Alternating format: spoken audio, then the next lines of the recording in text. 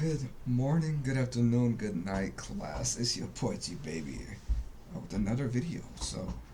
I thought I would pick up here because I'm almost done with um, the wheat farm, and I thought I'd show you guys a little bit of all the animals I got and what I started. And then we're gonna go on a little adventure. We got plenty of food. So I got this wheat from just stealing from the villagers. But we are able to get the sheep in. Very, very nice. This is for the horses that are down, both down there, and there's actually a bunch of horses over in that direction. These are all pigs that I found. None of these are breeded. So that's kind of a lot. The chickens, they're kind of in a sorry state right now. We only got, I believe, 4. And the cows over there looking pretty nifty, looking pretty nice. So when I left you guys, I was just getting this set up. We got all the animals from around there. Enough. I'm not, and then I killed the rest. So I got some steak and some pork chop and some mutton. So we'll go to bed. We'll wake up. We'll finish the wheat farm and wheat amongst other things that I steal, like beets or whatever that I steal from the village today. But I think this one is just going to be wheat, this big one that I'm going to make back here, and then maybe I'll make smaller farms over to the right. But let's.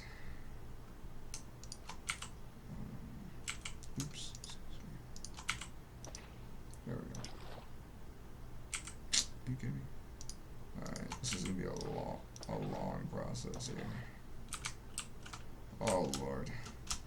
I don't know if you guys even want to sit through this. Lordy be. Alright, here's what we're gonna do.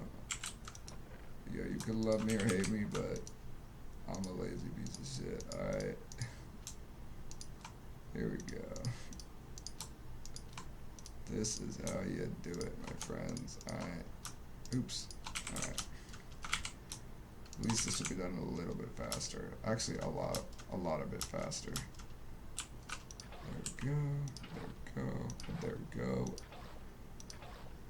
You guys are gonna be glad we did this. Alright, just so glad.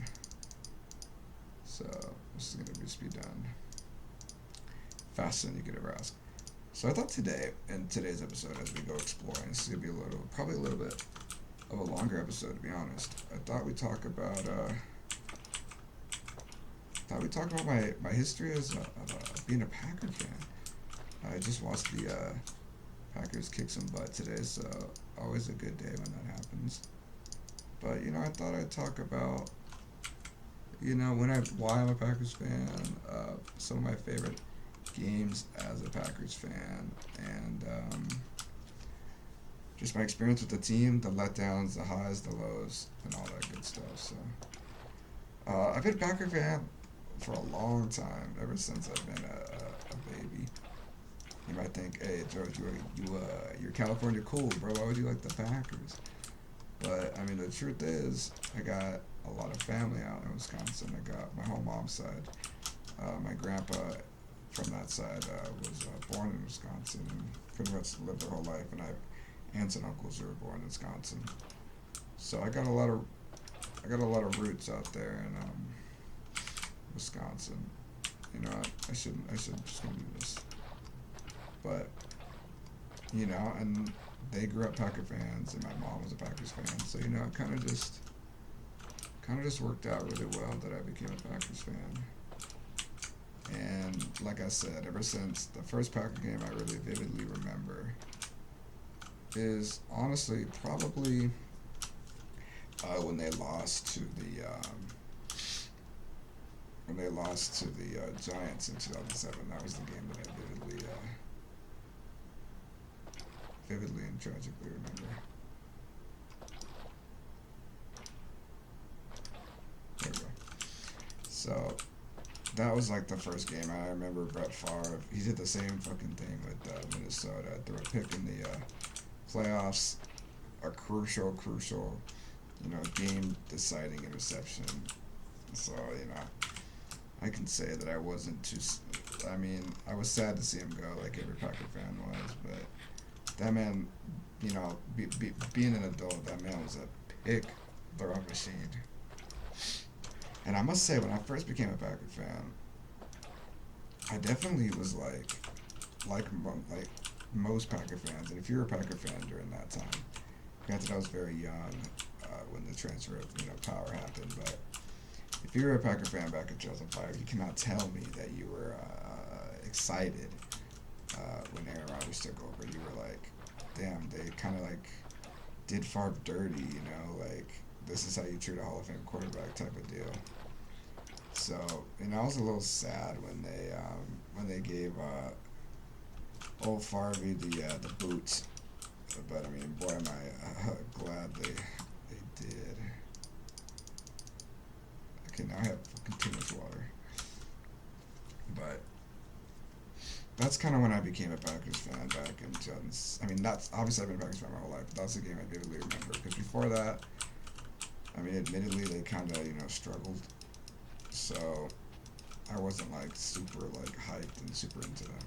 Plus, I was like 5 or 6 or yeah, I was basically 5 years old, so I wasn't like crazy excited about football. So, but after that, the love just got even better and better and better. Once Rodgers took over, I wasn't as into it because again I was like 9 years old, 8, 9 years old, and they were good. But I got into it again when they played the Cardinals. They made the playoffs again against the Cardinals, and that was a very fun game to watch. The game, the 45-54 game, I believe.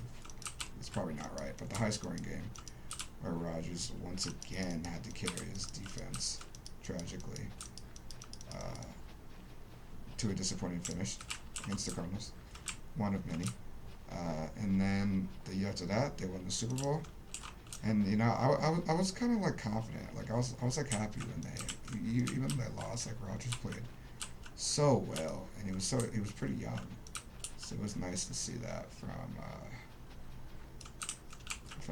somebody like. So then the next year they played the Steelers in the Super Bowl, and I mean we all know how that went. They won. Rodgers got MVP, and I was riding high. I was happy. Then I think they went 15-1 the next year, got booted, but I remember I was like talk of the town, man. I was like, I've always been into football. I remember when the Packers made it to the Super Bowl. Um, we had a student teacher who was there, and she was like super into football, so she made us like put all the teams on a map, kind of like I guess a way we were learning about the states. So it was like a way to I guess combine the two things together. So I pretty much carried my team and putting all the NFL teams, where they needed to go. Like I knew where everybody was, so that was pretty cool. But yeah, I was riding high when they won the Super Bowl. Like we had to do a heroes project, and I wrote about how my hero is Aaron Rodgers and kind of how he came up from not nothing. He was JV, and I said he was my hero. Some may be like Aaron Rodgers hero, and you couldn't pick someone better, but Aaron Rodgers is an upstanding model citizen. So I got nothing but love for him. But, sheesh, it scares me. Some of you guys are going to get mad at ADD over the fact, or OCD over the fact that I got some, I got some bad edges here. Move, son. But like I said, I was riding high off the Packers wins. They went 15-1. They're disappointing, but they were still good. And then they made the playoffs. They made the playoffs 8 straight years. We all know how some of the Kaepernick battles went. Not the Packers way. And, the losses started to get heartbreaking. Worse and worse. And Aaron Rodgers, never returned really. And it just became. No, it didn't. It was never less fun to get like. I've always loved watching Packer games, but it definitely got a little sad. But I was always just having fun. I never put too much into the games. Oh, did I seriously? I'm so freaking stupid. I have no iron. You're lying. You're lying.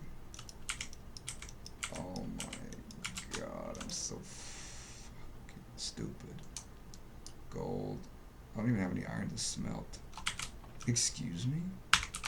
Oh my god. You gotta be lying. Okay. Well, that's just great. I gotta make gold.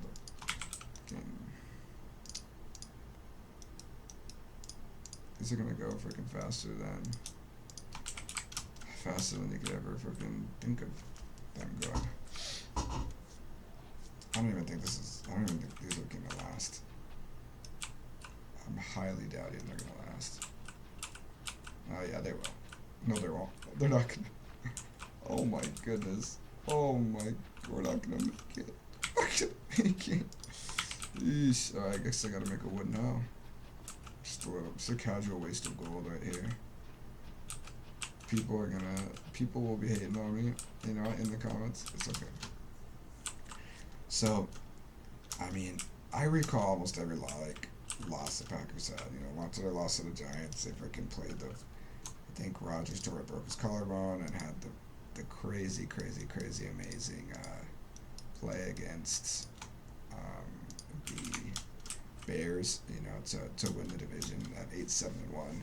I used to think that was a very sorry, division winning record until I freaking met the soon to be 2020 champion of the NFC East. So then I was like, oh, all right, I don't feel as bad anymore. You know, some sorry ass divisions everywhere. Let's see, maybe I can make like a cool waterfall or something right here. I'm just thinking for like shits and giggles here, so I could put these all back where they need to go, or put them all back. And let me see. This could end up looking really stupid, but also might be kind of cool. Just a cool like landscaping waterfall right here. You know me, professional designer here.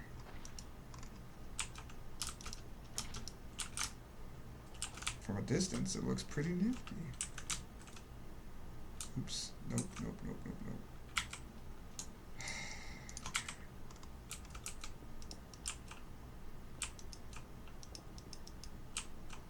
Alright, we'll just get rid of that one then. Maybe this was just stupid. You know, let's just go with that. Hey, chicken. Alright, we'll fix this in the morning, alright? But until then, let's go to bed.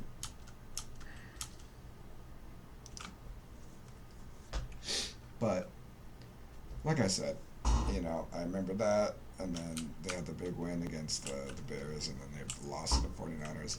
Kaepernick, people, like, have the audacity to say Kaepernick's a bad quarterback when that man torched, and that you guys might not have watched it, absolutely scorched and torched the Green Bay Packers in a way that I don't think I've ever seen in my entire life. Absolutely embarrassed them in a way that was hard to recover from. And I had a buddy in middle school when that happened. That was that's 49ers fan, and it was embarrassing. You know, you really hated to see it. But alas, I mean, they kept going to the playoffs, and I'm not like super like. I'd rather see fun games. I mean, people are like, "Oh, I want to see my team blow guys out," and I mean, yeah, it's cool to see the Packers blow teams out, like with the Falcons game tonight.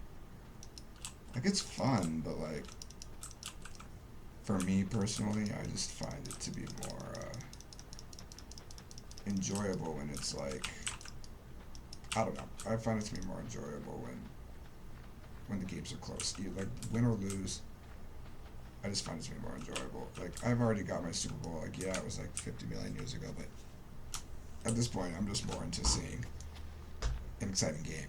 So then, that you'd understand when I say that, like, two of my favorite games were probably like the Cowboys-Packers game in 2016 when they won and the whole run the table. That was exciting. Like, that made every game worth watching. Like, when your team's like 16-0, it's like, I mean, I still would watch every single game, but if your team is just blowing guys out, then it's like, to me personally, it's just not as fun to watch. You know, when the Packers have their backs against the wall, it made each game like uber important, super important, and like that's what made it fun, worth watching in my opinion. You know, it might not have. Obviously they weren't. They put themselves in a bad situation, but it was still fun nonetheless. But you know, I would say my two favorite games as a Packers fan, playoff games, because I can't recall every single regular season game, although there have been some awesome regular season games. The Packers games, fun games, are definitely in the playoffs. Were A, when they played the Cardinals the second time around in 2015, and you know, like I said, tragically lost.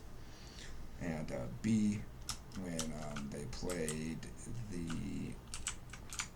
This is just all we. What could I? Ooh, those are bad deals, my friend. And B was the game against the Cowboys when they freaking won on the field goal with the run the table. Like they were gassed. Like the Cowboys were getting gassed up. It's this great team, and everybody hates this. Everybody loves to see Skip Bayless suffer. Or at least, I mean, I'm everybody, so I like to see him sad, especially after some of the comments he makes. Regarding whatever. So that game was. Oh, I had my friend Chase there, and he wasn't as big of a football fan as he is now, but it was fun to have him around. And then the game would do field goal. It's just the pass and everything. It all worked out perfectly. And then the Cardinals game, as tragic as it was to lose, that Hail Mary was badass. And anybody who says that wasn't the hardest freaking play of all time is lying. That drive was three or four plays in a 4th and 20 Hail Mary and like a last second Hail Mary. That was pretty cool. It's pretty jaw dropping stuff in my opinion. So those games, obviously, I mean, you ask any Packer fan, I think they're gonna tell you those are their two favorite games, except for like the Super Bowl. But I was young when the Super Bowl was on. Not that I like didn't pay attention, but I was just young. And now I'm older and so much wiser. But yeah, those two games specifically were just games that stick out to me. And also the whole Run the Table series, or season, was great. But once the decade started to wind down, you like really like, and as a fan, you sat there and thought like, this Packers team has Aaron Rodgers. Say what you want about him, but he's one of the best of all time. They got how many Super Bowls? It was like, it's kind of sad. So like, you like could tell like changes needed to be made, and I for one was glad when they fired Mike McCarthy, and I was like super like, I mean I wish him the best of luck or whatever, but definitely needed a change, and I was glad 100% happy when they freaking hired Matt LaFleur, and I was like, I didn't know anything about him, just like everybody else did. But I was excited to see what he could bring. Like I was 100% not against the pick at all, or the draft, the signing. So I was like, this is awesome. Finally getting something new and exciting, and it was better than freaking sneaky Josh McDaniels. I did not want Josh McDaniels. Packers were like, I mean, would he have been cool or whatever? Yeah, but honestly, I think LaFleur's got one of the best young minds in the game. So I mean, we're gonna have to like plow this whole shit down. He's got one of the best young minds in the game. So I'm like excited for the future of Matt LaFleur personally. So I'm not even like, I think they totally got the right guy to test Rodgers, and he's a player's coach, and I think he's really good for the organization. But when they got him, I was like, this is awesome. Finally just gonna get somebody new, and it worked out right away. right away. They missed the playoffs 2 years, and then it was like nothing happened. They made the playoffs again. Everything was back to normal, essentially business as usual. You could tell there were some glaring issues on offense, especially. Um, Not glaring, but things that needed work, admittedly. But they worked at it, and they hashed it out. And I mean, especially this year, they're looking a lot better.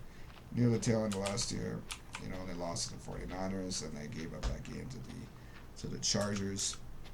You can tell that they're not a complete team, but they really came back this season and they got it all together. What really stood out to me was just how many options they have on offense. That was something that I wasn't expecting. Like when the season started, I wasn't the type of person that was crying that they didn't get a receiver, but I was not expecting them to be as productive as they were. I mean, they have the number one offense, I think. I mean, I don't know about after this Falcons game, but granted, they're against interesting opponents. Like I'm not gonna be naive and say that they played the hardest teams in the league, but they played the Vikings and they played the Saints, and the Lions are all teams that could beat you any week. I mean, the Cardinals lost to the Lions, and to be honest, the team like the Falcons, they kind of playing for their freaking next contracts, playing for their jobs, playing for a million different reasons. So, their teams are nothing to gawk at. So, I was not taking them lightly, and they definitely came in and took care of business. And now they look like one of the class teams in the NFL, and it's really nice to see. It's really nice to see. If this is what winning feels like, dude, then I will win all the damn time. But they definitely just have They definitely have good energy about them this year. And that's the best thing, is they're coming in and they got a lot of confidence. They Rodgers is seems happy. He seems more. He seems completely at peace with the decisions that were made to draft Jordan Love, which I am. Again, I'm not against the Jordan Love draft pick. I think at worst, Rodgers plays bad and you replace him with Jordan Love. And at best, Rodgers retires and Jordan Love takes over. Or Rodgers doesn't want to retire, and if I were the Packers, I would not move on from Aaron Rodgers, and I would just trade Jordan Love away and get. Garoppolo got a high draft pick. They got a high, draft pick return for Garoppolo, and I think you might not get as high as you did for Garoppolo, but you could definitely get a decent return on your investment there. So, oops.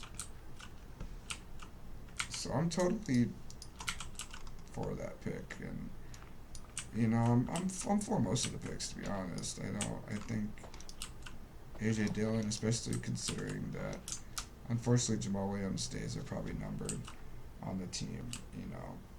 It's good that they got a player that has a year to learn behind him, and then hopefully succeed and take his spot. So I think it's good all around for the Packers, and I think the Packers have built a good team around themselves, and I definitely have high hopes for what they can achieve, not just this season, but next season and season after that. I think Rodgers is definitely in a good spot, and in his head, I can't speak for him, but definitely think that he's doing good and the team's doing good and him and LaFleur are getting along. Those stupid narratives people try to pull, like, about how Rodgers changes the plays, it's like, they'll do anything for, like, a stupid news report.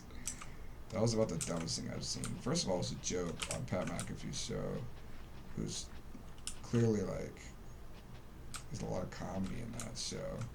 It's a funny show. Pat McAfee's funny, Rodgers is funny. They're just trying to be funny. I doubt he seriously, actively goes against his coach, and he's earned the right to freaking be like that. Even if he wanted to, he's earned that right to be a little snobby with changing the plays. So I got nothing but excitement for the future of this Packers team. They came out and they took care of business against the Falcons. This game never looked like it was going the Falcons' way. They did a good job at closing and a good job at controlling the pace of the game. Oops, excuse me. I mean, I guess I said they did a good job of controlling the pace of the game, and then they let frickin' the Falcons do a 10-minute drive. But they definitely were able to score relatively easily. They didn't really punt again that often, and played good. Good. And now they got their bye week. Get Devontae Adams back, and try not to rush Lazard back. And they got that game against the Brady's boys coming up. And I think the Packers are definitely looking like Super Bowl contenders. Not even just playoff contenders, straight up Super Bowl contenders here. Let's just do something like this. So we got carrots, and we got whatever the fuck those are, potatoes, and now meat in the middle. All right, so yeah, is that all we got? All right, so I think we'll call it for this episode, and in the next one we will go.